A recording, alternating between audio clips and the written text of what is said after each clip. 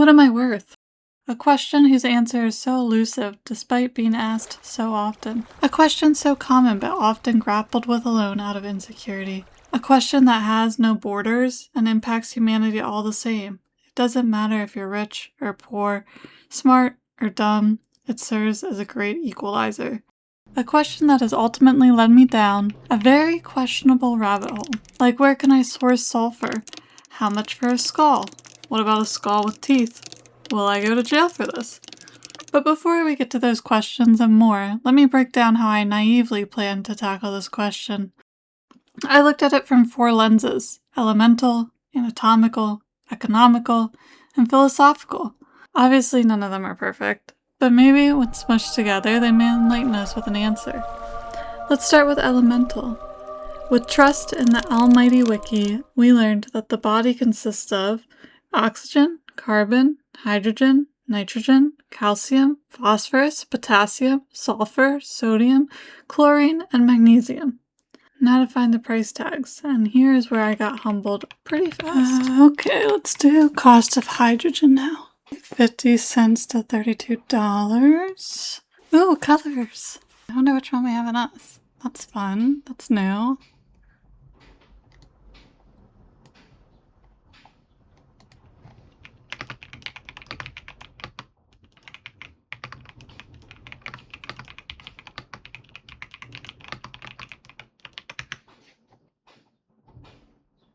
And that's when AI nicely called me a dumb bitch.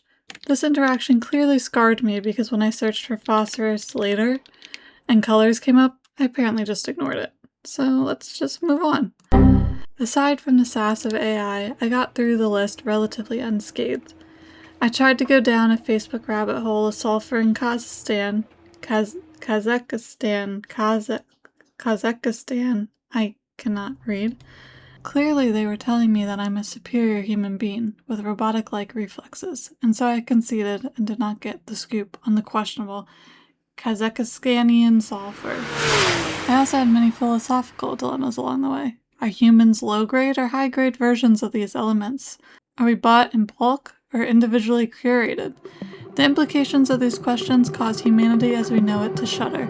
Therefore, I decided not to dig into it any further, and just provided ranges to avoid any glitches in the matrix. This way, you, the viewer, can decide, am I table salt or highly reactive pure metallic sodium? At last I came to the breakdown of an average 154-pound human. $18.33 to $756.10. Damn. The good news is we are way more than our elements. We have thoughts, ideas, beautiful innovations, and most importantly, organs. If I wasn't flagged already by the FBI, I'm definitely getting tagged for this.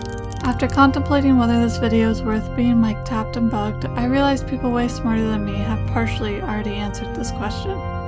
Enter the Medical Futurist. Hi, I'm Dr. Bertalan Meshko, the Medical Futurist, and today I want to talk about a question you might not have thought about before, but it's worth asking.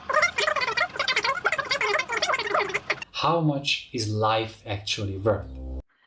Who has helped laid out the cost of organs and provided us some crucial understanding of the black market. You could be worth at least $500,000, all the way up to a solid $45 million, depending on a bunch of factors.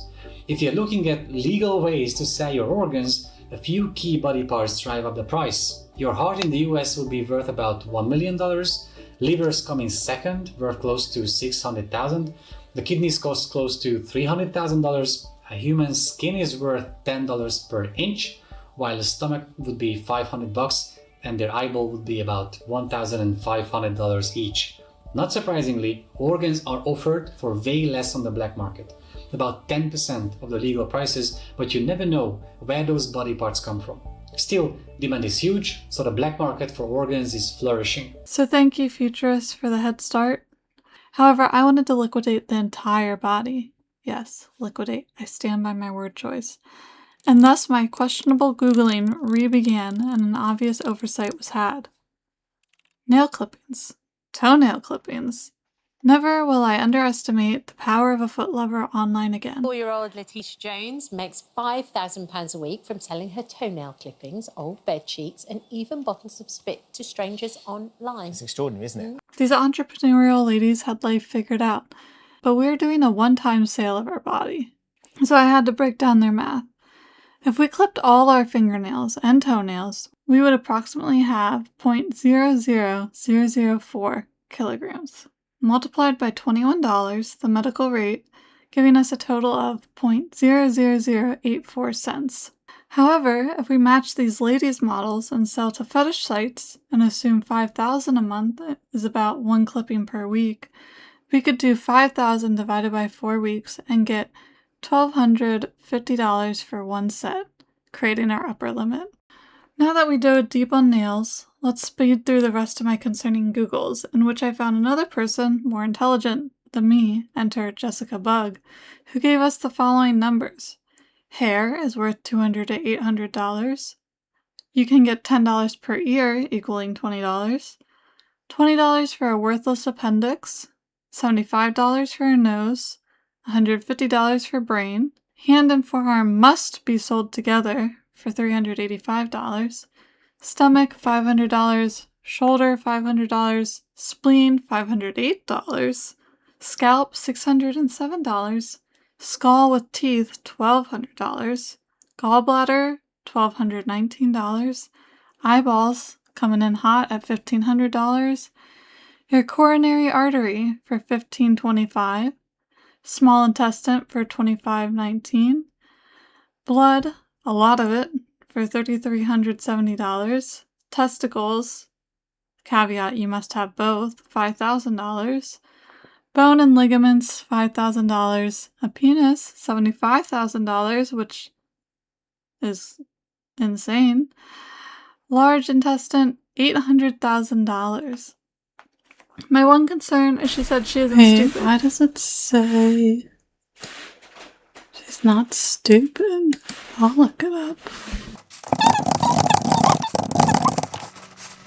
Teeth are the most durable part of the skeleton and act as a black box for research. Now, I really tried to be thorough here, so if you're like me and keeping tabs, it's obvious we're leaving out one thing. Eyelashes and eyebrows. You'd be shocked to know there was no running rate.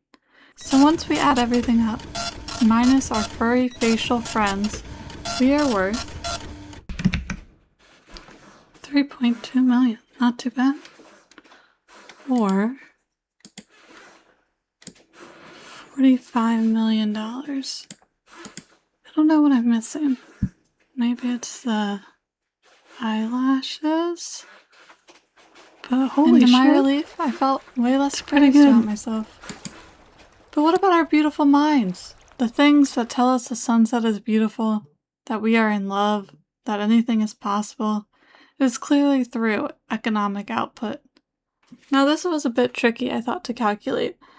I thought we could just take a person's average earnings, let's say $65,000 a year, and multiply it by the average years worked, let's say 40, to get $2.6 million.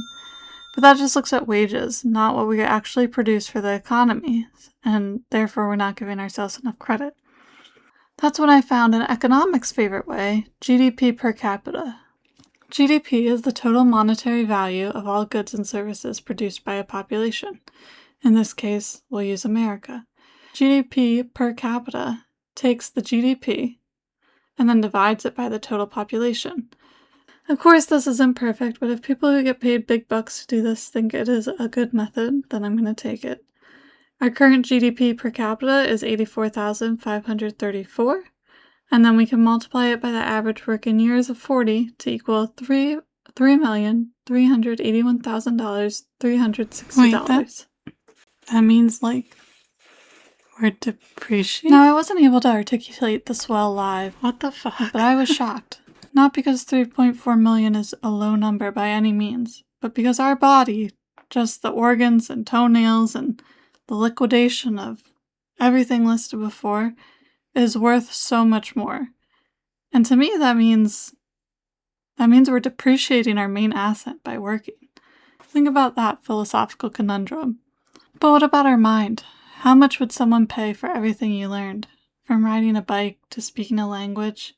I know AI would pay a lot of money for that. This is the tricky part. This is what makes us unique and unique to all other living things. For as much as we average salaries and working years, body parts, etc., the mind is significantly harder to average. Our minds are so powerful, rare, and distinct. They're what make you you.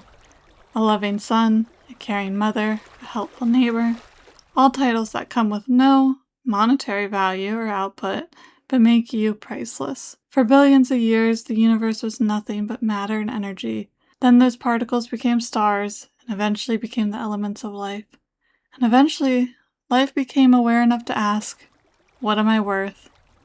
And the answer is priceless.